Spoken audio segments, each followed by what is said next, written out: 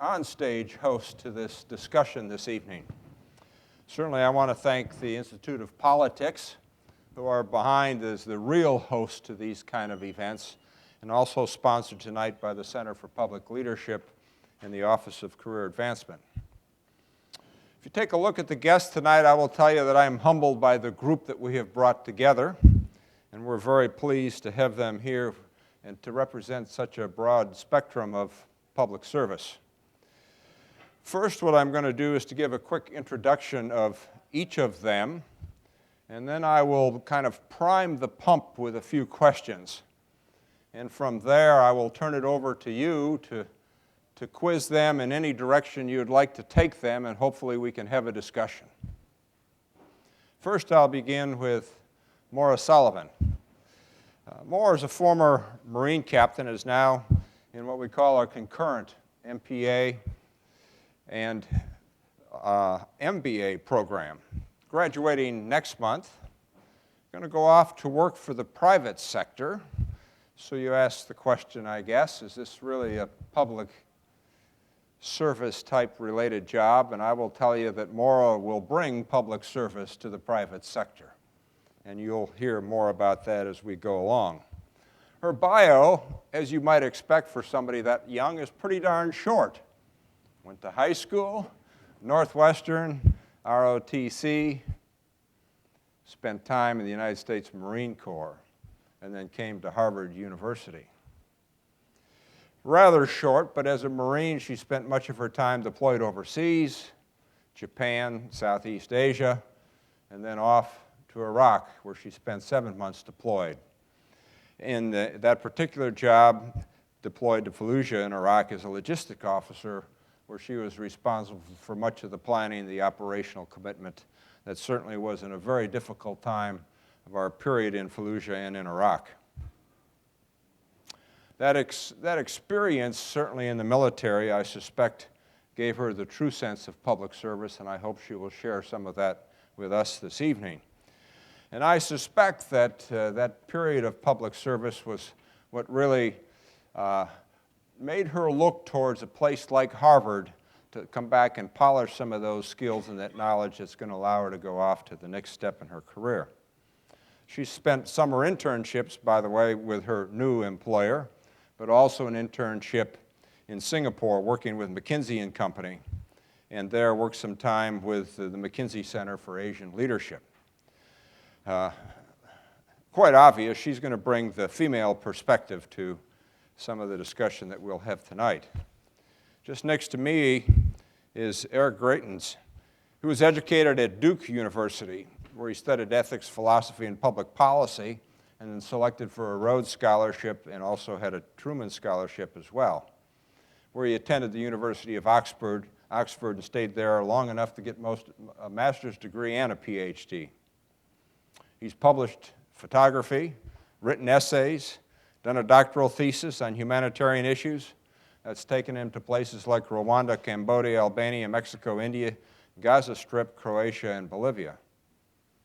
In terms of some military background, he spent a full tour as a Navy SEAL, where he's deployed to Iraq, Afghanistan, the Horn of Africa, and Southeast Asia.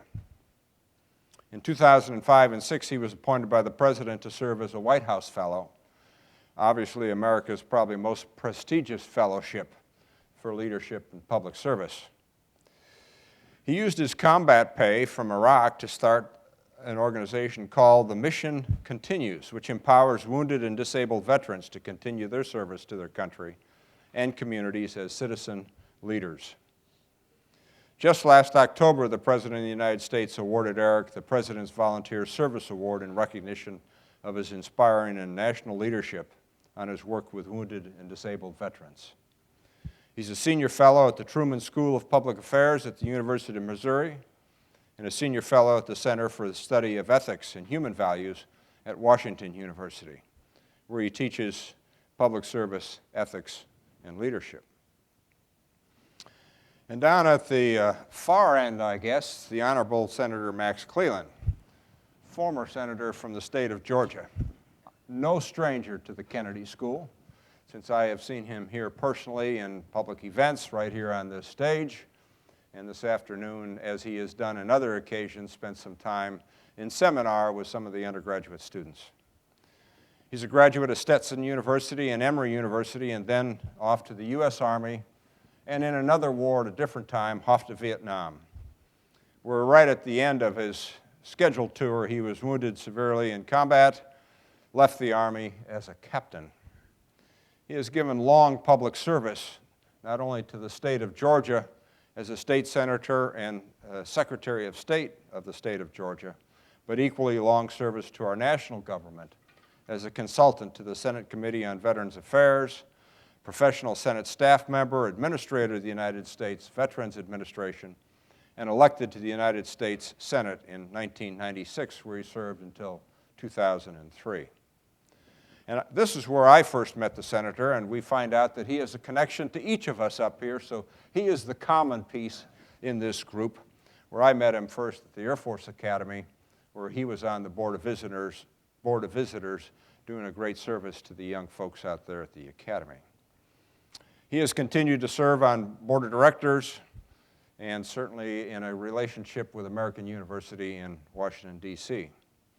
There's no doubt he's been a loud and very strong supporter of public service and a great supporter of our military services and our wounded veterans. So with that in mind, I'm going to take, as kind of the moderator up here, I'm going to kind of warm them up a little bit for you for a few minutes with a few questions, and then we'll kind of turn it over to you. So for the first question, I'll just ask each of them to respond to the same question. Since we have a common element up here of military service, I'm going to ask them to comment on kind of why they chose the military when they did, and then how that service may have contributed to your next step in your life, and maybe what you took away from that military service. And I'll start with Senator Cleland. Well, I always thought that if I came to Harvard, I wouldn't be studying here. I would have people studying me. So that's kind of the way I feel. I feel that we are being kind of studied and put under a microscope. Really, for me, my politics and government service and really military service in so many ways started with JFK, John Kennedy. And to be here at the John F. Kennedy Jr. Forum is quite a treat for me because I had the chance to meet what was in my era in the early 60s called John, but I had a chance to meet him once before he died. I never had a chance to meet JFK, but he inspired me to get involved in politics and government. And I was 21 years old in Washington as a student when he was assassinated. So in many ways in the early 60s, I was radicalized toward the system rather than against it. Military service fit completely into the Kennedy plan. It was what you ought to do. I mean, politics and public service is what you ought to do, and military service was what you should do. In those days, we had the draft, and if you were in college, as I was, down at Stetson University, you had two choices. If you were an able-bodied young person, you joined ROTC and went into the military, in our case, in the Army, because we only had Army to ROTC there, or went in as an enlisted man. So although I couldn't belt buckle my first drill, I eventually learned how to do that and graduated there with a commission in the Army and a degree, all in the same day, June 1st, 1964. So I had a military obligation to fulfill before I ever got into politics and government. So I spent 3.5 years in military and government service and wound up in Vietnam in 67, 68. During the Tet Offensive, the siege of Khe Sanh, the peak of the war in many ways. Got blown up with a grenade and lucky to survive all that. So I spent another 1.5 years in military and VA hospitals and came home to my mother and daddy's house. I mean, I thought I had left there. I thought I had gone and I'd cut the apron strings and I was a young officer and I was all that. Then I found myself very much dependent on their goodwill. So I got into politics because I thought, well, no girlfriend, no car, no money, no future, no hope. Now's a great time to run for the state senate. So that's exactly what I did. Nobody gave me a prayer in hell to win. And I didn't know whether I could win or not, but I certainly would try. So that's how it all started for me in 1970, almost 40 years ago. Since then, I've been fortunate to hold a number of positions. And I'm honored to be here with these veterans, people who have been to Iraq, people who have been to Afghanistan, and with Ted Olson, who has had his own leadership trials out there at the Air Force Academy as a 3-star general trying to handle 4,000 young men and women. And I once asked him, I said, General, what's it like to be the superintendent of the Air Force Academy? He said, how would you like to be in charge of 4,000 Type A personalities? So it's an honor to be here with General Olson and with Eric and with Mara and people who I have come across in the past.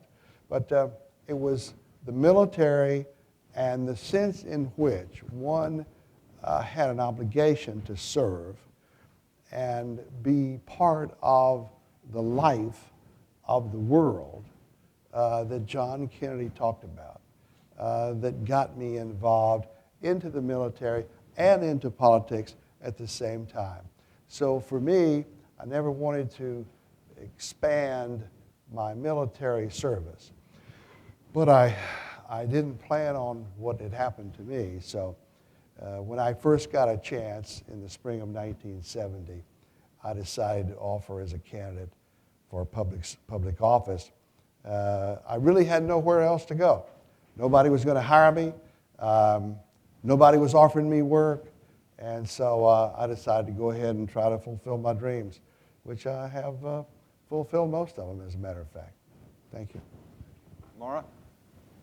Well, first, I just want to say it's an incredible honor to be here with the senator who I was very fortunate this fall to meet when he was kind enough to take me campaigning with him and Senator Kerry for some down-ballot candidates in Massachusetts. And Senator is truly an American hero, and it really is very humbling and an incredible honor. And Eric, who I've heard a lot about, and I really have a lot of admiration for your work toward wounded veterans. And General, who has been a great mentor over the past 3 years here. And then just quickly to many of my peers who came out today to support me, who truly have kind of reshaped the way I think about service and social entrepreneurship over the past 3 years. I never was that kid who kind of dreamed of being in the military since I was 3 years old. It was sort of actually an accident. When I was in high school in Illinois, I attended Illinois Girls State and represented my high school, Evanston Township High School there. And it was in the 10th grade, and there were 2 former prisoners of war that spoke. And I remember being really inspired by their talks of service and how much this country meant to them in spite of everything that they had been through. And that really kind of struck me. Next thing I knew, I was a senior in high school, and I didn't really know what I was doing or kind of where I wanted to go to school. And my guidance counselor suggested I apply for an ROTC scholarship. And I kind of thought she was crazy. I was this kind of white girl from the suburbs. I'm from Evanston, Illinois, right, home of Northwestern Wildcats. And I had been involved in a lot of leadership activities and played the piano, but I'd never really imagined myself as a military type. I knew that I wanted to do something in terms of service. My parents had always instilled the concept of service in me, but I didn't, at the age of 17, have a real tangible concept as to sort of how that would come to fruition. So fortunately, I had some great advisors kind of guiding my way, and I decided I would give this ROTC thing a try. I didn't know if I'd like it, but it seemed like a great opportunity. It was a way for me to go to school. And I kind of proved myself wrong, I guess, and I loved it. I felt that instead of being this outlier that I thought I would be, I actually fit right in. I switched pretty quickly from the Navy into the Marine Corps, and sort of never looked back. I'd say like joining ROTC was probably the hardest decision I ever made, and joining the Marine Corps was one of the easiest. From there, I graduated and was commissioned on June 14th, 2001, and the world was a kind of different place then. Went off to the Marine Corps Basic School and actually qualified on the M16A2 and a Marine Corps pistol on September 10th, 2001. So the next day was a great day because it was the first day we got to sleep in past 04, and you all kind of know what happened after that. I was in Japan and then was in Iraq, and I guess it's sort of hard to sum up the experience, but I have to say it was so incredibly humbling because of the people that I met and the people that I served with. And that's everyone from a 19-year-old Lance Corporal to fellow lieutenants to my battalion commander. And it really made me think about kind of how I could always be in sort of a service role. When I was in Iraq, it really kind of struck me. It was during 2005. It became very evident to sort of the people that had the kind of the power to really influence things that were happening to the people that I loved and cared about in the military were really people that were out of uniform. And that's when I kind of started first, looking here and thought, well, maybe I could best serve the Marine Corps and serve veterans out of uniform than in uniform. And came to this school. When they asked me if I would come and be here today, I said, I want you to know that I'm going to the private sector immediately after school, and I really, really hope to return and serve one day in government or in a nonprofit capacity. But it's really sort of my experience, I would say, here at the business school and here at the Kennedy School that has shown me that, you can serve in any sort of capacity, and when you reach a very senior level is not the time to start. And that's actually been a lot of my peers who have made me think very differently about that. And it's been kind of an outcome I didn't really expect, but one that I'm very excited for. Eric? Well, thank you. And like Maura, I'll just echo that it's an honor to be here with you, Maura, and General Senator Cleland, who's been a very good friend and advisor to me. So it's a pleasure for me to be here. And maybe what I'll do is just reflect a little bit on how my time actually as an undergrad and a graduate actually led me into military service. So when I was an undergrad and a graduate student, I spent a lot of time studying how international humanitarian organizations worked overseas. And so I worked in Croatia with Bosnian refugees in 1994, worked briefly in Rwanda and Zaire after the genocide in 1995, and I later went on to work in Cambodia. I worked in Albania at a time when refugees were coming down from Kosovo, and our whole security mindset, of course, has shifted radically since September 11, but when you look back at the 1990s, when I was kind of growing up and studying, the big issues were, what's the United States going to do about the war in the former Yugoslavia? What are we going to do about Rwanda? How are we going to, act in a Somalia? How are we going to respond to a Kosovo? And so, because I was doing this international humanitarian work, I had some really powerful experiences working with a lot of refugees. So I remember one day, I was actually, at the time, I must have been 21.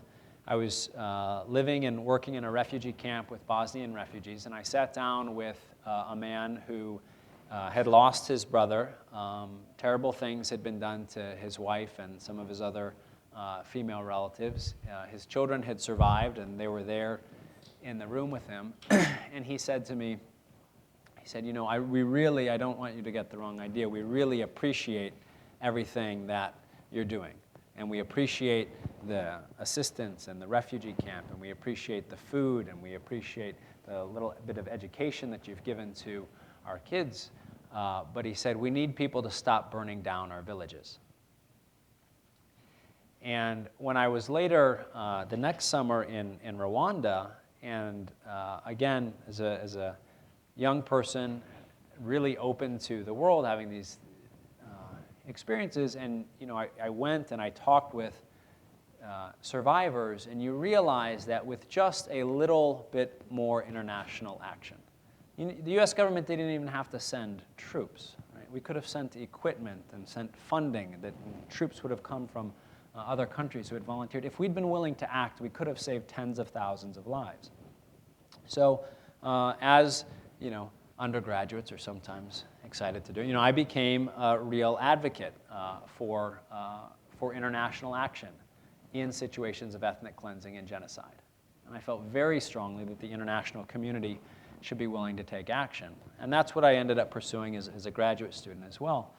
But I found myself increasingly advocating for this and advocating for a more robust presence, for us to use our strength to protect the weak. And I realized that actually what I was really advocating for was I was advocating to send other people to go and do something that was very dangerous that I thought was important. And I felt for myself that I really couldn't do that I couldn't advocate to send other people in harm's way to do something that I thought was important unless I made a decision to serve myself. So it was actually after I finished my dissertation, I had this incredible transition where at the end of 2000, I'm doing my defense, and I have an Oxford Don ask me, so Mr. Greitens, what's your theory of ideas? And it's very, very, ethereal, academic. And then in January of 2001, I had a Marine Corps drill instructor leaning over my ear, screaming, "You don't even know how to tie your shoes. What are you doing?" Right? So this really, really incredible transition, but for me it was one that was really important to make. Now, of course, I was 26 at the time. There were other reasons why I wanted to join as well. I wanted to serve my country. I wanted to lead.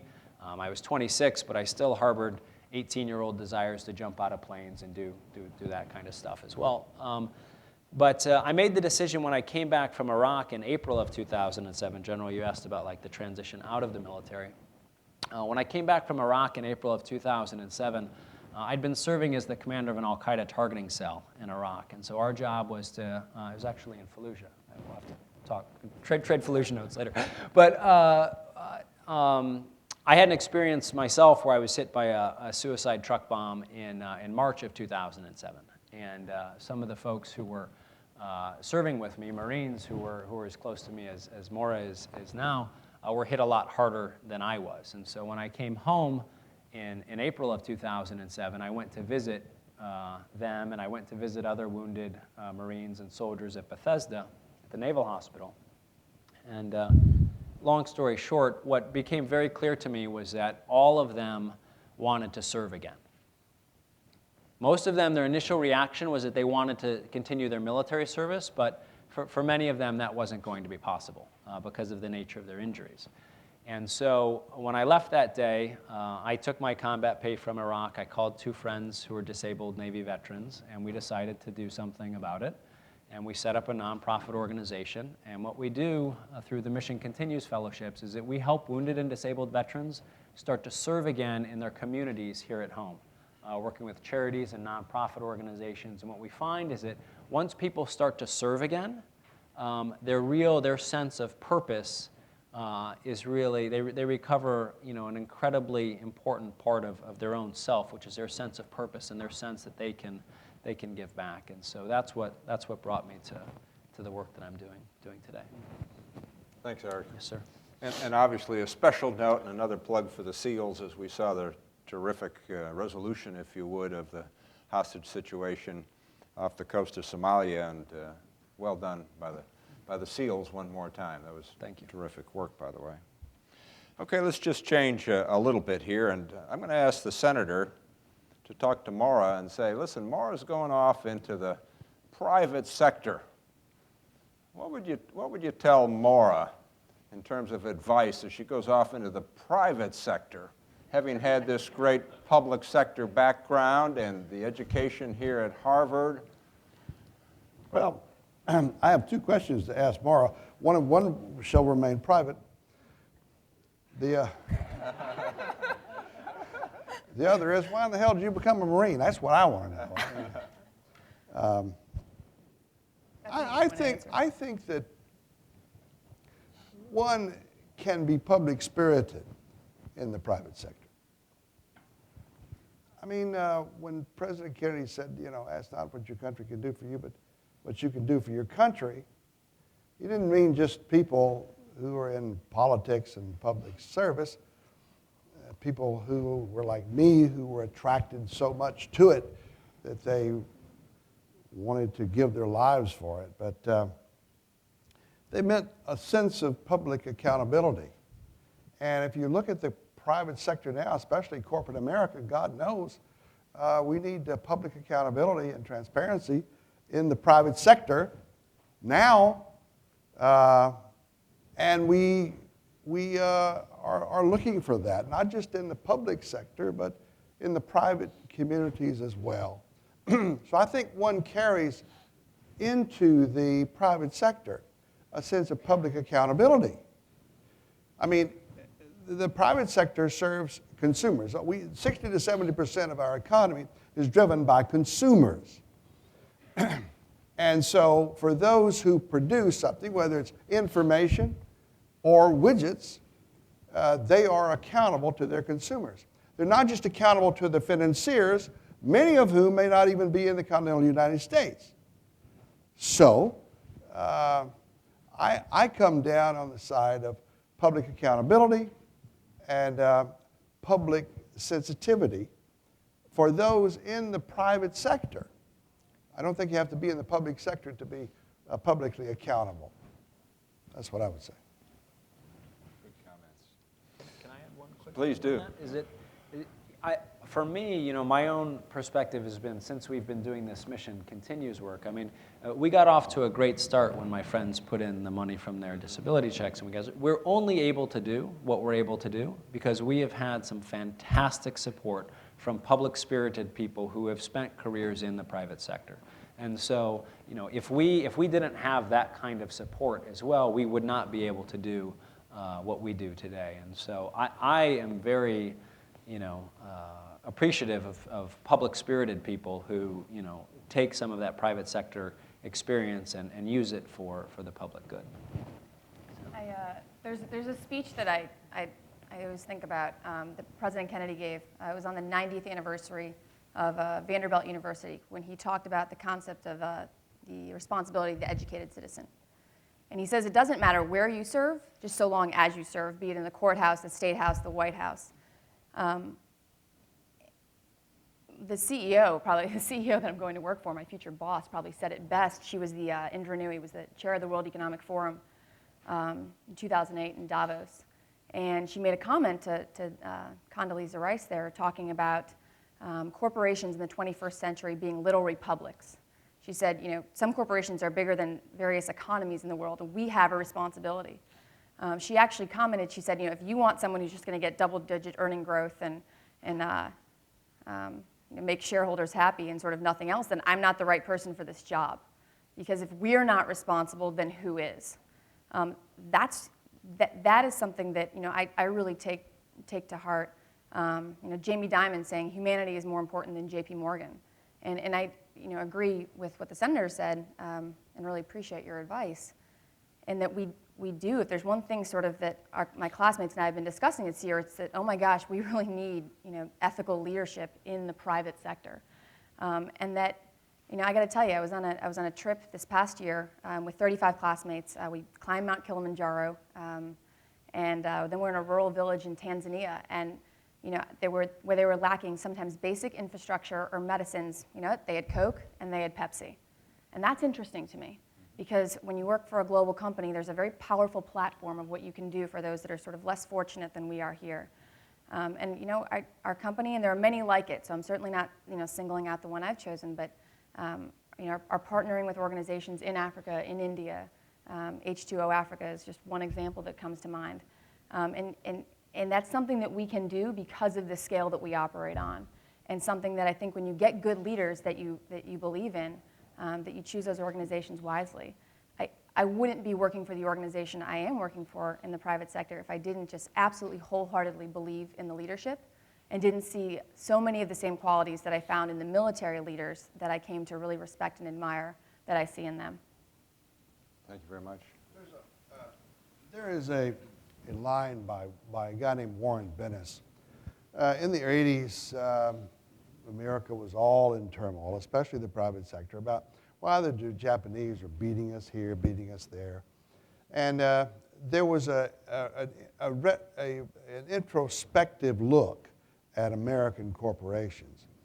And there was a book out called Up the Organization by Robert Townsend, who put together Avis Rent-A-Car. And he said, America is well managed, but not well led. Well managed, but not well led.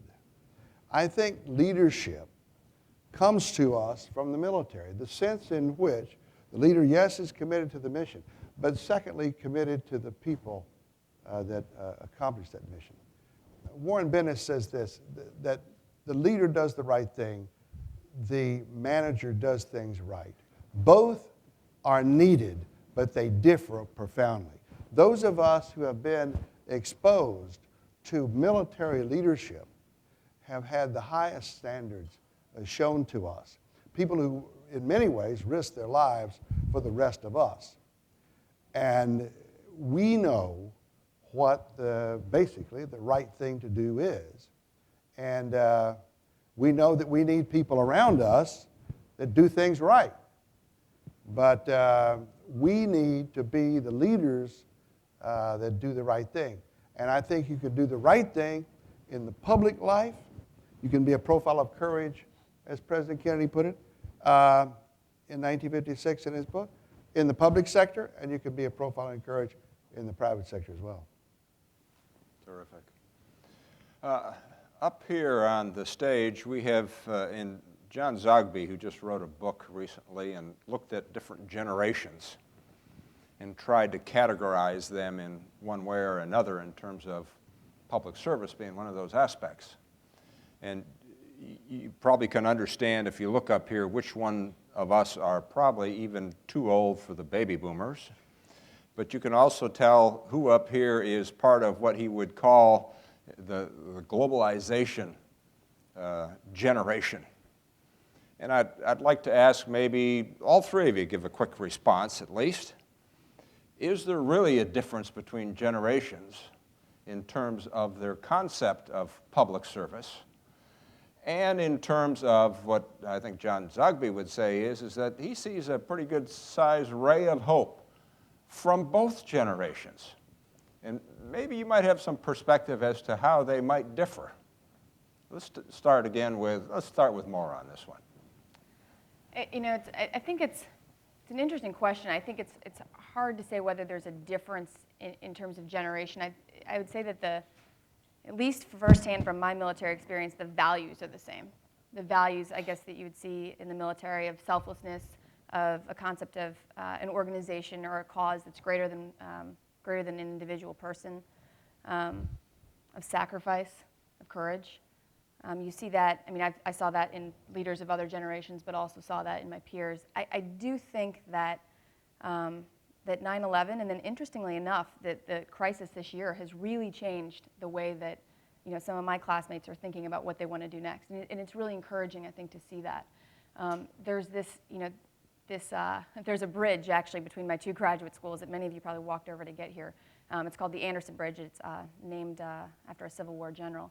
And it's the bridge that many of the joint degree students between the business school and the Kennedy School go back and forth multiple times a day to get to class. And I think this year you see that bridge becoming a little bit, you know, shorter in length as we see that, you know, business and government are becoming a lot closer.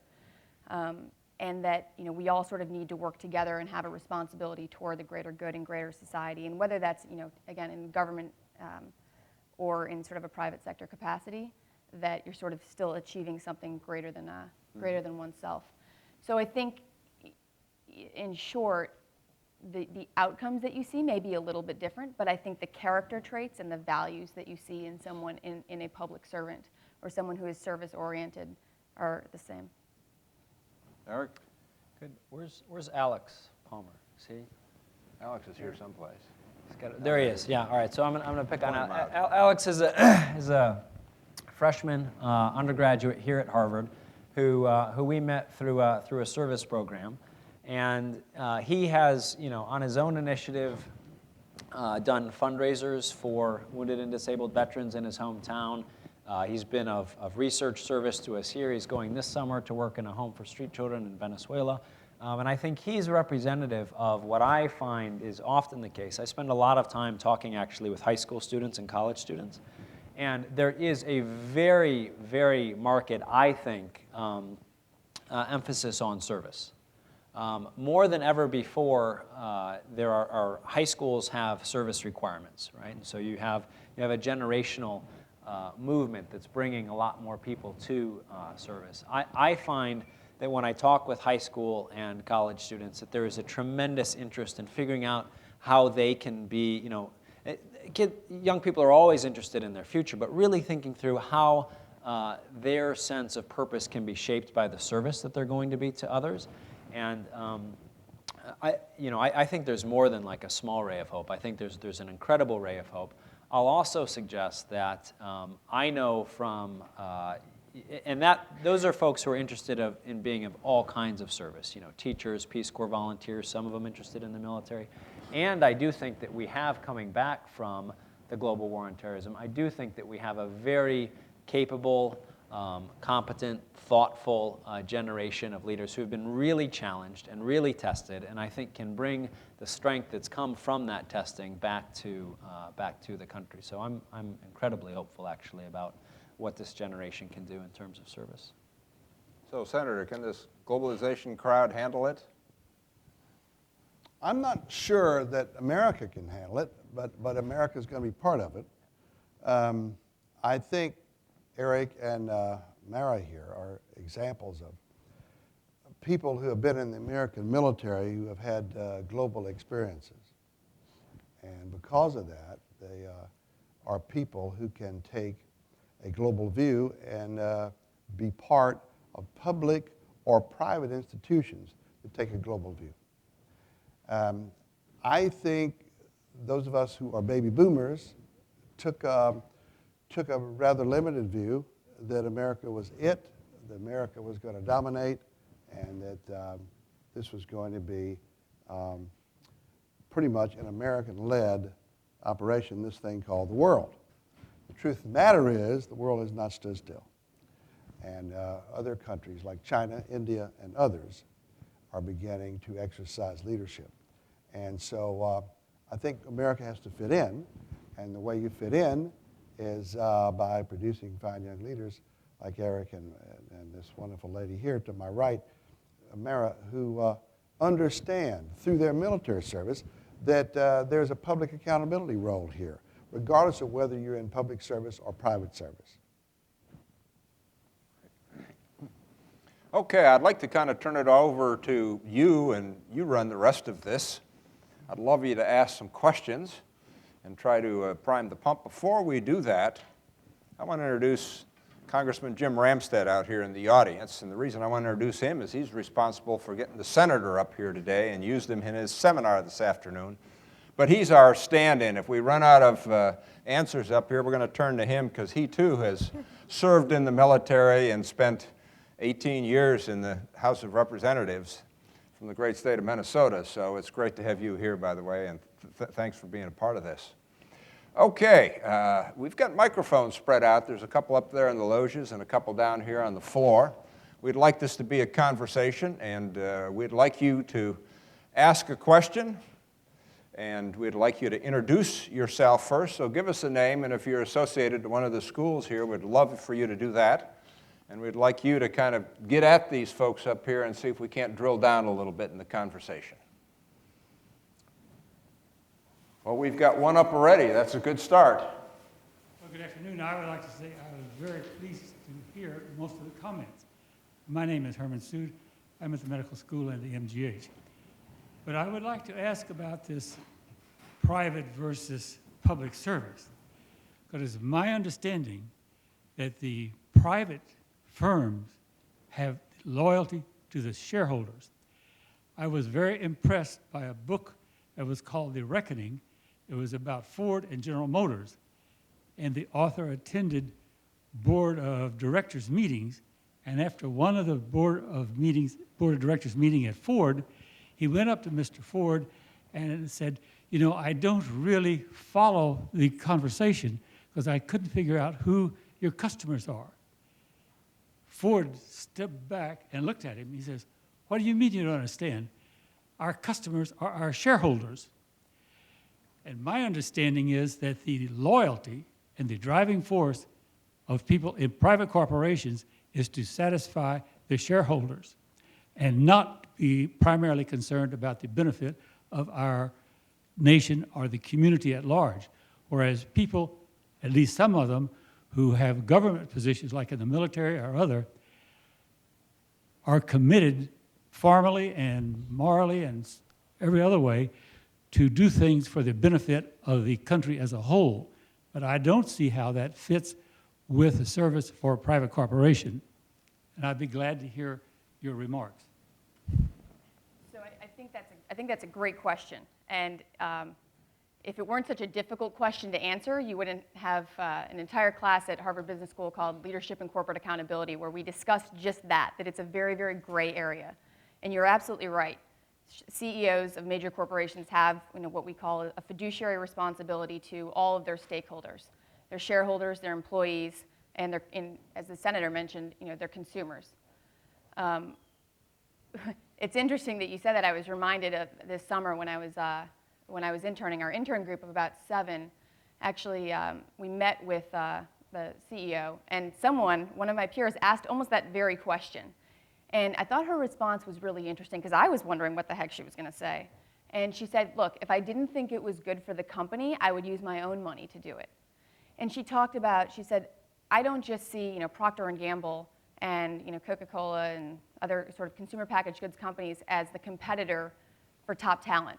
I see places like the Gates Foundation, like the United States government, like the Clinton Foundation as places for top talent, or as competitors for top talent. And if you're not proud to work here, if this isn't somewhere that you feel good about and you believe in sort of the social mission and overall mission of this company, then I'm not going to get top people here.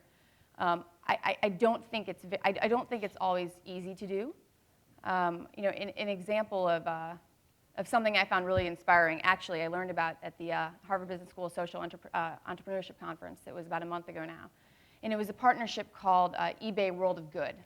And it actually introduced this concept called social intrapreneurship. And it's just this idea that you can make profits while doing the social good at the same time. And what it was 2 30-somethings in the San Francisco Bay Area, and one was a rising star at eBay and just a 100% corporate role, and the other was a social entrepreneur who had traveled through rural India, and who had seen that there was this need with these local artisans to have a global marketplace for their goods. And at some sort of cocktail party in San Francisco, she gets talking to this VP who's at eBay, and they come up with this concept of a world of good and having a global platform. Well, he went and took this to Meg Whitman, the CEO of eBay at the time, and she said, we'll give it a try. So now, as it turns out, eBay makes money on this, and there are rural artisans all throughout India who now have a global marketplace for their goods. Everybody wins. That, to make the decision, Meg Whitman's decision to take that project on is not always the answer, but there are times when it is, and that's a very good thing. Well, at last report, General Motors and Ford were sucking air and going to hell in a handbasket. I mean, my model is one of the men who helped build the Panama Canal at the turn of the 20th century, and he took over a retail operation that was kind of struggling. And he said, we're going to take care of our consumers first, secondly, of our employees, and then the financial people who back us, that they will be taken care of as a result. And that gentleman built one of the largest retailers in the world, Sears and Roebuck. So, I mean, I come out with the notion that in the private sector, if you have good leadership, transparent leadership, accountable leadership, that looks after the consumer first, the employees second, then the financial people are not going to have too much to worry about. What we've seen on Wall Street is people doing each other's laundry and basically trading bad goods for toxic waste. I mean, and exchanging each other's stuff when really the consumer was going lacking. So the biggest automobile manufacturer in America now is Toyota, for goodness sakes. And the people in Michigan and parts of Indiana and others are going without jobs, and there's no jobs to replace the people that have been laid off. So we're in a world of hurt here, and I think part of the problem is that people have taken the money and ran. I mean, they forgot about the consumer. They forgot about the worker, and they looked after the people at the top of the pyramid first. Now, I don't know whether that makes me a Democrat or not. Maybe I'm traumatically brain injured from the grenade explosion in Vietnam. I don't know. But that's the way I see it. Now, I happen to be dedicated to the public sector.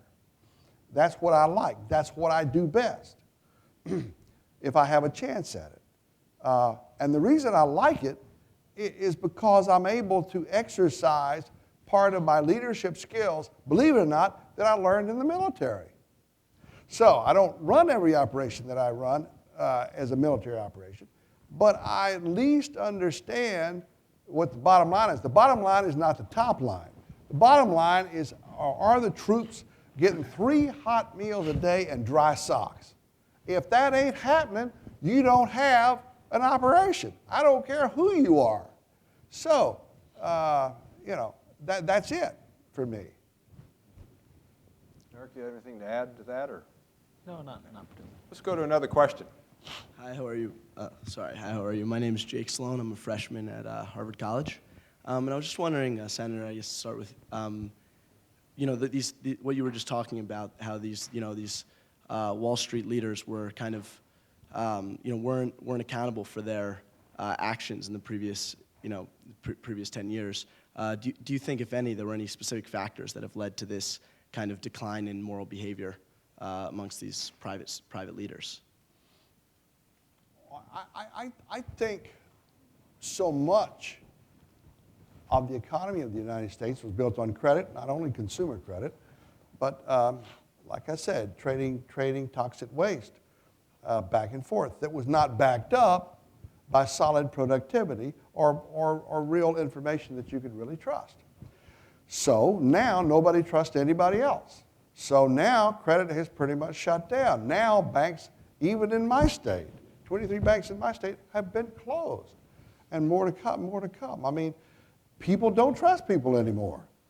And to a certain extent, they're right not to trust.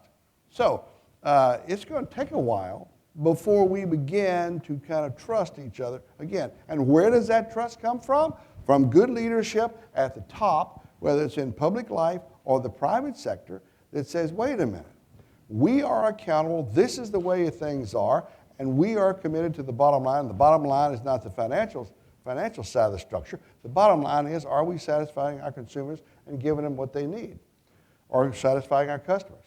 Or satisfying the voters? I mean, once we get back to that, I think we'll begin to have another growth period. I think just one thing I'd add to that is, I think as a leader of a corporation, I think the good ones that you've seen take very seriously the fact that they are the insurer of 180,000 jobs. And some of the problems that we've seen on Wall Street probably didn't take that seriously, because now look at the problem we're in now. I mean, I would argue that the greatest social good that one could do right now is to create jobs, to give American families upward mobility and allow people to have the means to advance in society and send their children to college. And that's something that the entrepreneurial spirit, that we talk about a lot here at school, and then we actually, some of our classmates go out and try to start new companies and start new ventures, and that is a very good social good in and of itself. Thank you. Let's go to another question. Good evening. My name is Leroy Foster, and I'm a first-year student here at the Kennedy School, and I thank you all for taking the time to be with us here tonight.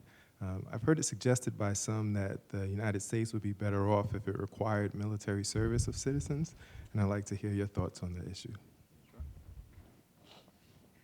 Eric, we'll let you start. Yeah, I do not believe in universal military service. I think that would be bad for the military, and it would be bad for a lot of people who are not made for military service.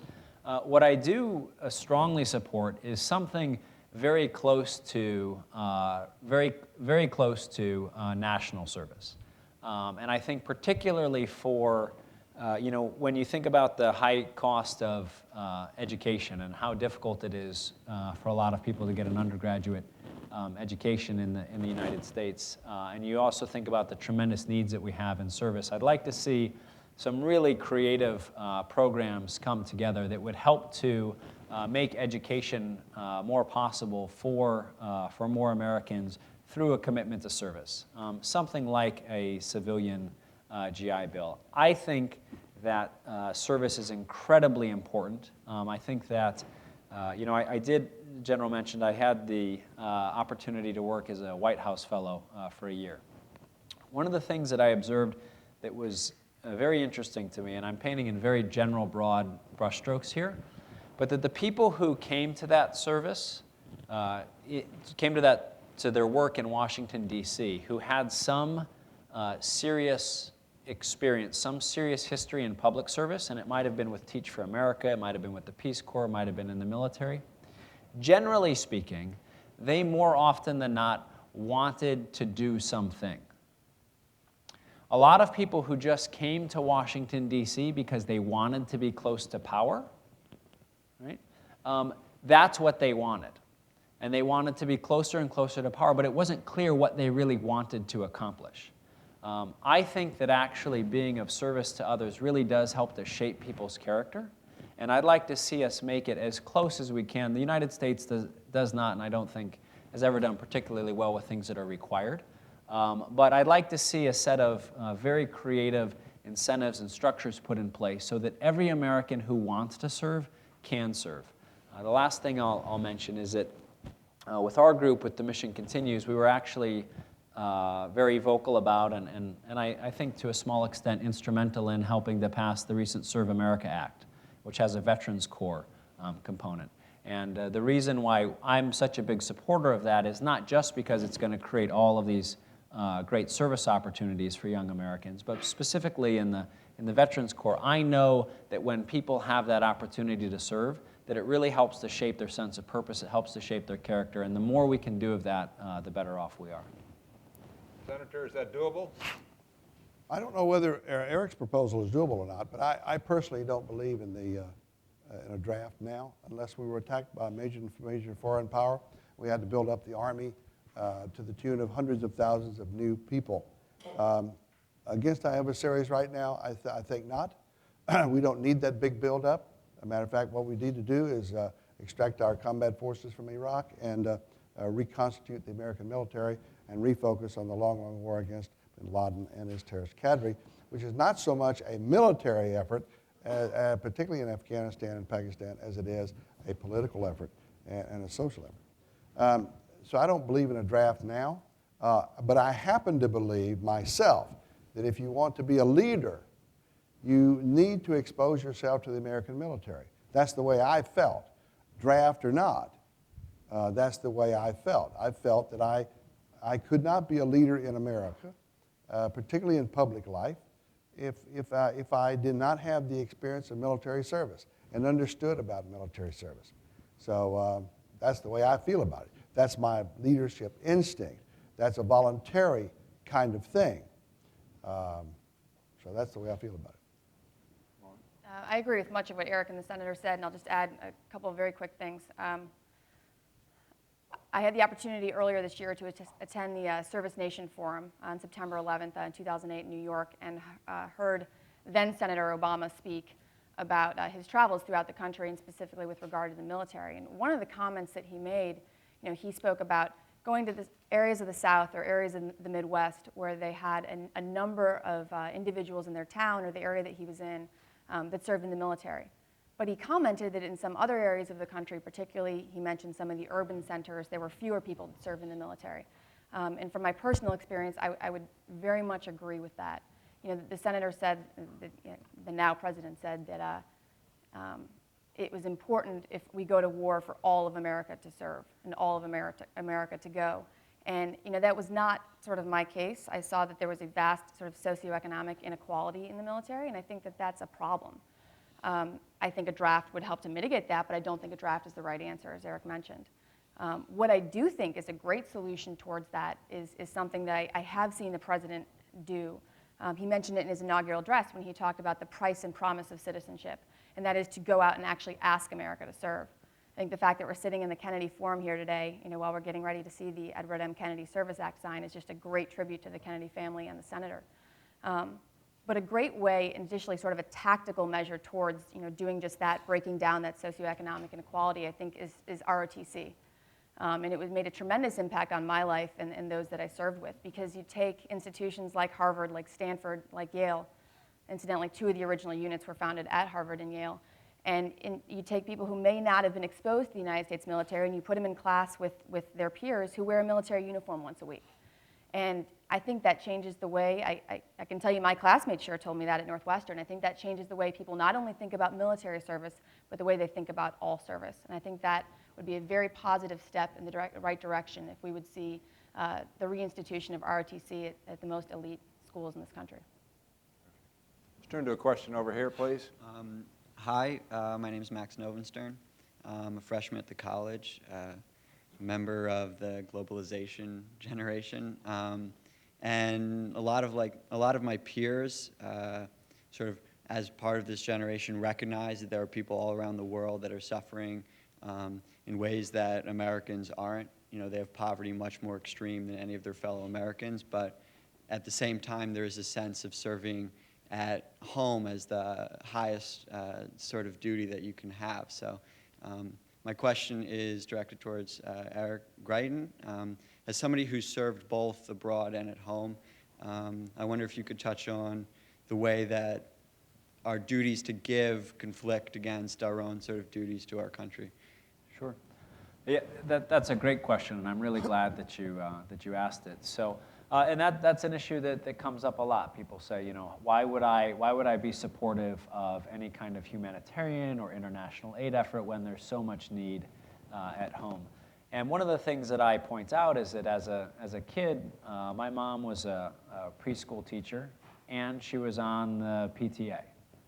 My dad was not only a father to us, but he was also a baseball coach and a den leader and was active in the community. And I think actually the kind of home life that we had was better because they didn't spend all of their time just with us. That they actually gave to the community, and that actually created a better home. We want to be the kind of country that actually is involved in service overseas. And I think that makes us actually a better country at home. A lot of folks will argue, and they are absolutely right, the single best diplomatic initiative that the United States has ever undertaken is the United States Peace Corps, right? Without a doubt. You let people overseas actually see and get to know Americans on a daily basis, who they're living and they're working with. It's absolutely incredible. We should do everything we can to encourage people like you, people, Max, people like Alex, and others who are here to go out and to be of service in the world.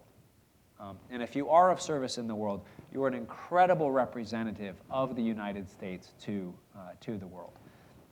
For me personally, many of the lessons that I learned serving overseas, I now apply to the work that I do here at home. So, you know, I worked with refugees who literally had lost everything. Everything. Every single material possession they had ever owned was gone. Many of them had lost friends and family. And when I saw how they were able to create hope in a refugee camp, it really gave me some insight, and I won't go into it how I do it, but I apply that to the work that I do here at home.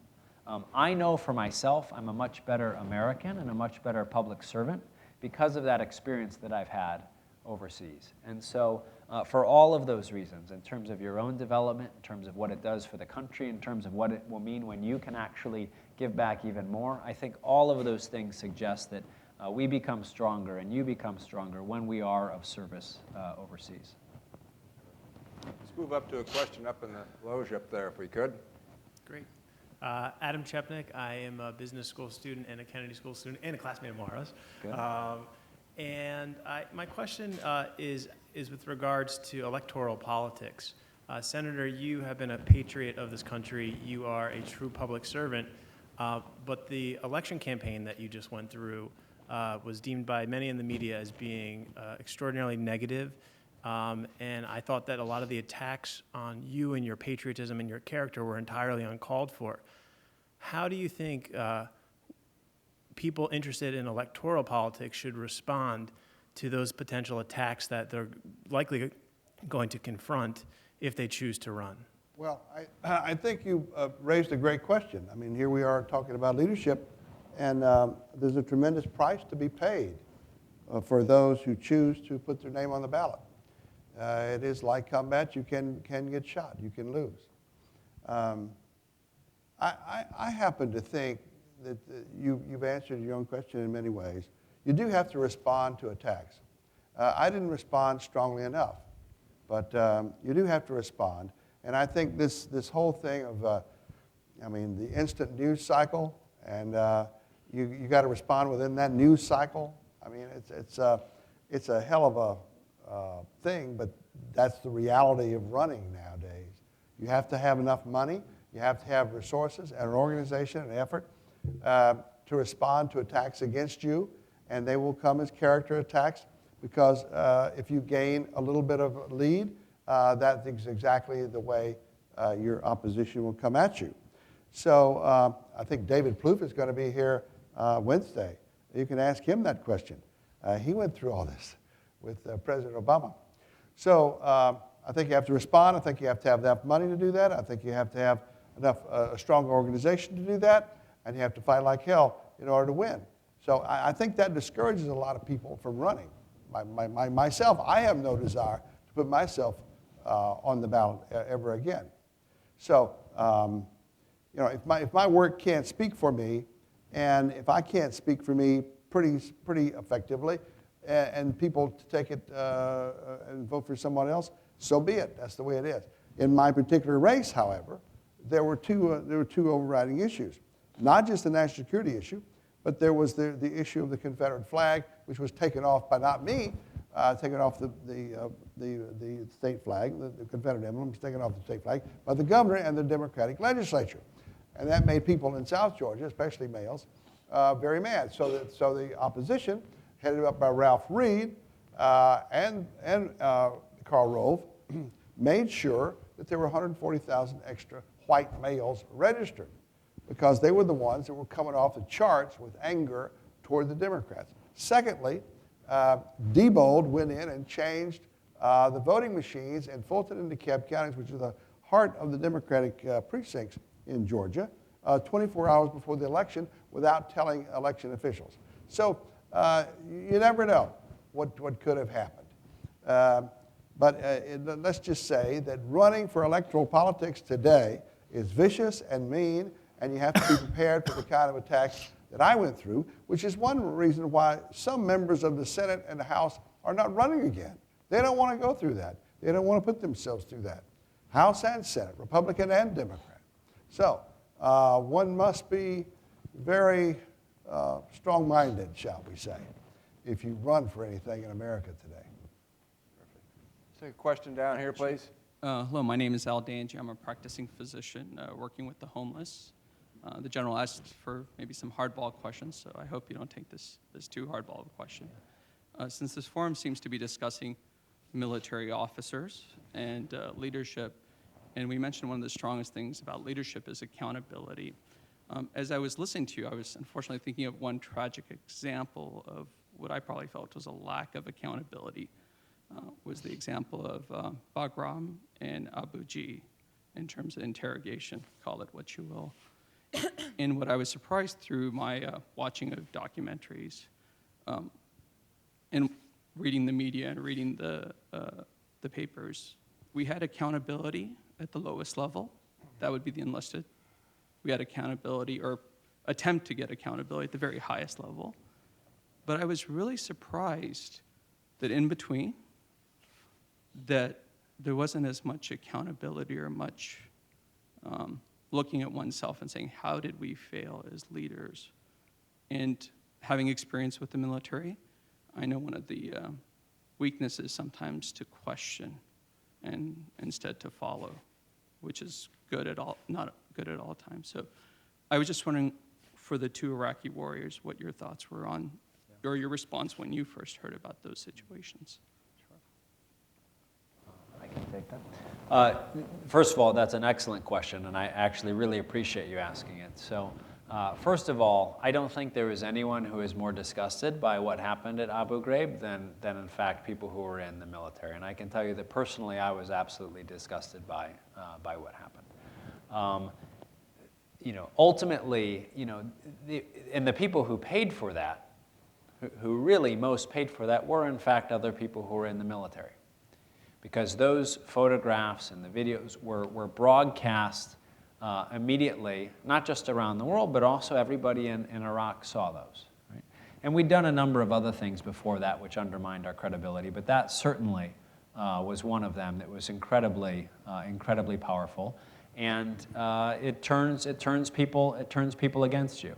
So it's absolutely, from my perspective, I thought that it was absolutely a tragedy.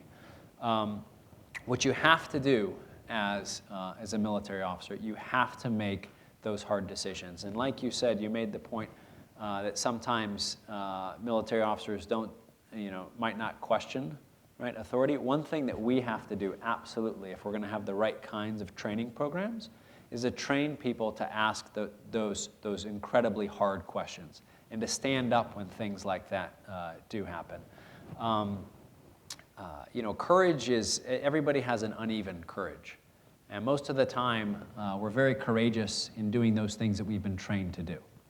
One of the things that we need to do is to train people and to train military officers to stand up when something like that does happen. In Abu Ghraib, there was clearly an incredible failure.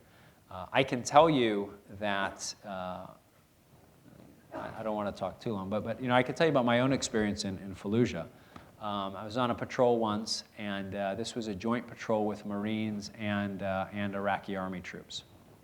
And we were patrolling south in the industrial sector of Fallujah, which was an area where they were creating a lot of suicide car bombs. There were two columns patrolling south, and The column to our right was hit a number of times during that patrol. So a couple of IEDs went off. They had a grenade thrown at them, small arms fire from AK-47s. The end result was that 2 Iraqi Army troops were killed. When they continued the patrol, and the Iraqi Army found 3 guys who they suspected of actually planting the IED.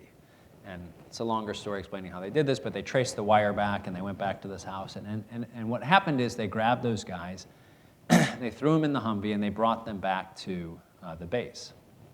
When I came back from my patrol, and as again, I don't want to be too dramatic, but you have to try and put yourself in the moment here, right? So these troops have just lost, they've just been killed, many of them, and some of them are literally wearing the blood of their friends who they've been working with for years. We come back to the base, and there were, and as I came in, I heard this kind of, yelling and ruckus, and there's this sounds like a fight. And I go running over there, and what I see are a couple of American Marines standing in front trying to hold back a couple of Iraqi Army guys who are just really out of their minds with rage, trying to get at these guys who they've captured. And that's the kind of moment that you need to lead in. An incredibly difficult, emotionally filled moment. There's no time to consult an ethics textbook, no time to call somebody else. And you have to have people who are willing to step in at that moment, put themselves in front of somebody else, and protect, a prisoner who very well may have been the person who just killed several troops and was trying to kill you. And that's the kind of leadership that we need. It's very hard to, it's hard to come by. We need to train for it. We need to push for it, and so that things like Abu Ghraib cannot happen again, because it's an absolute travesty. Laura? So I think that's a great example to the question, and I agree, Eric, with a lot of what you said. What I'll add to it is just because the piece that was really interesting to me was when you mentioned training for that moment, because you never know sort of when that moment is going to come, and you train, as an officer for 4 years in ROTC or 4 years at an academy, and it's ethics training such that you do have that instinct in that situation to make the right decision. But in addition to that, one of the first things you learn in the Marine Corps is they give you a set of leadership principles and leadership traits. And you stand there with your little, we call them knowledge books, and you just recite these things until you kind of memorize them, and then you actually take the next step of internalizing them and thinking about what they mean. And one of those principles is know your Marines and look out for their welfare. And when they say know your Marines, it's not, okay, know that that's George and he's from, the state of Texas. It's know kind of what makes him tick. If he's behaving a little bit different today, why is that? Know about his family. Know what, George does, after working hours. And that's how you're, an effective leader and effective platoon commander. And you know what I think, and I would agree with the use of the word disgusting about Abu Ghraib, but what was so, in addition to that disgusting, is just so surprising, is that it struck many of us as just a breakdown in like a basic leadership failure, which is just, as many civilians would call it, leadership by walking around. As a young lieutenant, one of the first things that your gunnery sergeant will advise you to do is, hey ma'am, stop in the barracks during the weekend and see what the Marines are doing. Or you have the time you're supposed to go, but stop in 2 or 3 other times when they're not expecting to see you, because that's when you find out really what the guys and gals are up to. And I didn't get the sense, and I wasn't at Abu Ghraib at the time, but I didn't get the sense that a lot of that was going on by either very senior leadership or more, sort of junior leadership down the chain. Because one of 2 things happened, right? They either saw it and covered it up, or they just were plain ignorant. There's no excuse for either. But the one is definitely preventable by, again, what is sort of in the military, like Leadership 101. It's one of the first things you learn, like the first week there. And it's this basic concept of leadership by walking around. We've got 2 more questions we'd like to get in. Let's do the one down here, and we'll try to keep the answers a little bit shorter. Thank you. The previous question leads just right into what I'm going to ask. My name is Long Nguyen, and I am a student at MPH program in the School of Public Health, and I'm also a fellow in the alternative medicine at Harvard Medical School. And the example that you're just talking about happened also in the Vietnam War, and when there was a captain leading a platoon that mowed out like 300 some people, and he was in a rage that he was stopped only by a very brave pilot who landed his helicopter between the soldier and the victim and ordered them to stop. And to that, I salute him. I am a Vietnamese. I'd like to thank you. Thank you for serving in the Vietnam War. I was in Saigon during the Tet offensive you talk about. And, well, sorry about that. Too much, it has been said that to whom much was given, much was expected. America is a country that has been blessed with a lot of natural resources, and much more than that was the innovative and the freedom of the people. And the reason that the Abu Ghraib could surface and become public was because the bravery of the people who reported it and the courage of the public to confront it. So it was, even though a black mark, but I think it's a great lesson for everyone.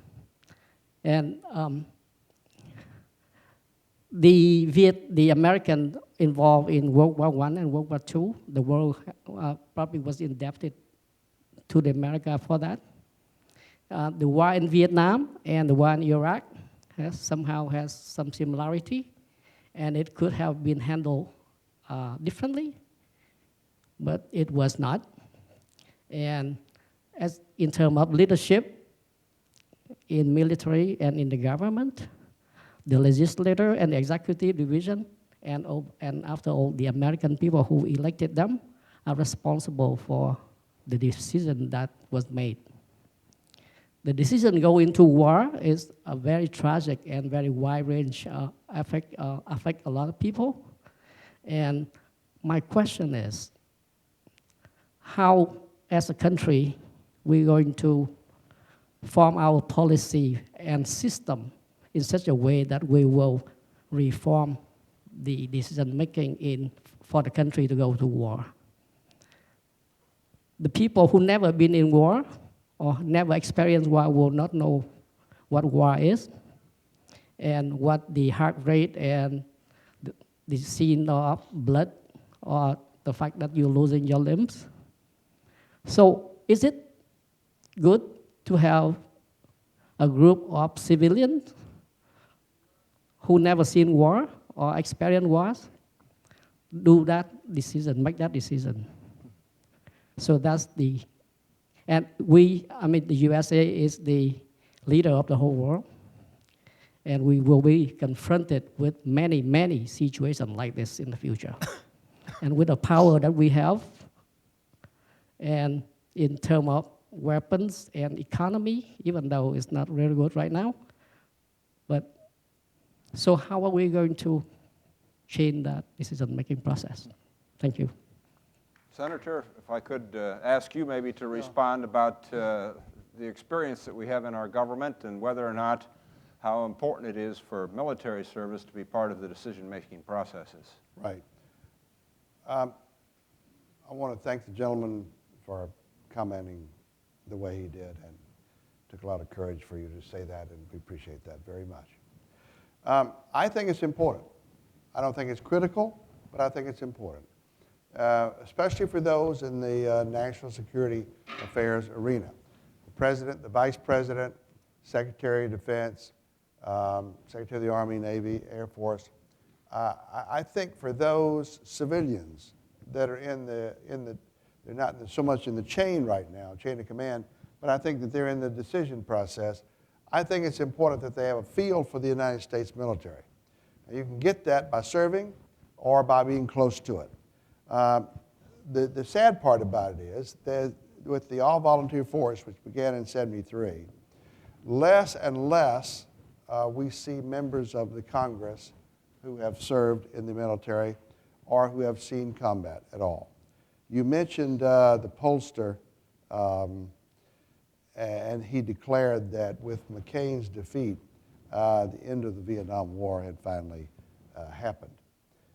So in so many ways, there are less people in the Congress now, in the House and Senate, that have worn the uniform than there were 6 or 8 years ago. So, but that doesn't mean we can't get it right. That doesn't mean that we can't adhere to our own good instincts. But it does matter, I think, if you have had some military experience and you're involved in these critical decisions. Any other comments on that? Let's move up to the last question, if we could, please. Hi, thank you all for taking the time to speak today. My name is Liz Swaney, and I'm a master's student in real estate at the Design School. You all are amazing leaders, and my question is, I know Mara already elaborated on this a little bit, but what your definitions of leadership are and what you think makes a great leader. And I was also wondering if you've ever faced any leadership challenges and how you have been able to overcome those. Wow, there's a lot there. Eric, why don't you start? That's a great question. And I think that one of the things to think about, Senator Cleland mentioned that leaders do the right things and other people do things right. I think that I often say that leadership is a species of courage. And I think that really, if you're leading, then you know that you're leading because you're doing something that's incredibly difficult and you're running some risk. It might not necessarily be a physical risk in a military concept, in a military context, but you're running some kind of risk. You're pushing your own boundaries. You're helping other people to push their boundaries, and it really takes a lot of courage to actually lead well. Too often, when we talk about leadership now, we don't talk as much as we should about courage. Courage is something that we all need. It's something that we all have in an uneven way, but courage is an essential component of leadership. One of the other things that I think is incredibly important for leaders, and it's fitting that we're here at the Kennedy Center, is that too oftentimes we lapse into thinking as leaders about what we can do for people. And it really is true that if you're truly leading, many times, the greatest thing you can do is ask something of someone. All we really do at the heart of what we do with wounded and disabled veterans is we challenge them. We say to them, how do you want to continue to serve your community and how do you want to continue to serve your country? And then we help them to meet that challenge. And we do that because when you challenge somebody, what you're really doing is you're letting them know that you believe in them. And there's much more I could say, but we're going to keep the answers short. And so I would just say that if you're really thinking about having that kind of perseverance that is required for true leadership, that kind of courage that's exemplified by perseverance, that willingness to do the hard thing day after day after day, and you're willing to challenge people around you, let them know that you believe in them and ask them to join you, then you're well on your way to becoming a great leader. Maura? So again, I think it's a great question. You talk about leadership challenges. There's not enough time left in the forum for me to list there are many in number. But I think the gentleman, and I apologize, I didn't catch your name, who spoke about Vietnam just a moment ago, actually just summed up what this entire forum I think is supposed to be about. And he said a phrase that Rose Kennedy used to say very oftentimes to her children, and that is, to whom much is given, much is required. Two things I would say to that point. The first is, and Eric touched on this briefly, is I think in a leadership position, at least the leaders I experienced in the military, one of the best things to remember is it's not about you. I mean, the concept, I think the military teaches people about servant leadership and being there to serve the people that, maybe technically that they work for you or they work with you, but it's not about you as the leader. You are there to serve them. And it maybe sounds simple, but I think if that's sort of an overarching mindset, you kind of be surprised as to the culture and the ethos of an organization that will happen around that. And the second thing I would say is actually the motto of Marine Corps Officer Candidate School, and it's the Latin Ductus Exempla, which means to lead by example. And what does that mean? It goes back to Gandhi's statement about, be the change you want to see in the world. Don't talk about the change you want to see in the world. My captain at the Marine Corps Basic School was our platoon commander, and he was that guy who was in there the earliest every morning, ran his 3 miles before he would see any of his lieutenants. Was always there to mentor us, to supervise us, and fastest run time of any of the captains on the base. But he never talked about it. We just noticed it. He was the officer he was hoping that we would become. But instead of telling us that, he just was that example, that daily visible example to each of his own lieutenants. And I feel incredibly fortunate to have that experience. So I would say those two things: servant leadership and the concept of leading by example. Leadership by example is the toughest thing I ever tried to do. And I have screwed up a lot. And I think the older I get, the more I screw up. But I still try. I think that since maybe I might have the last word here, and being here at the Kennedy School, to sum it all up, I mean, a leader is a profile in courage, as Eric has pointed out. And if you can find one of those, whether in the public sector or the private sector, stick closely to them. Thank you. Thank you. Good job, man.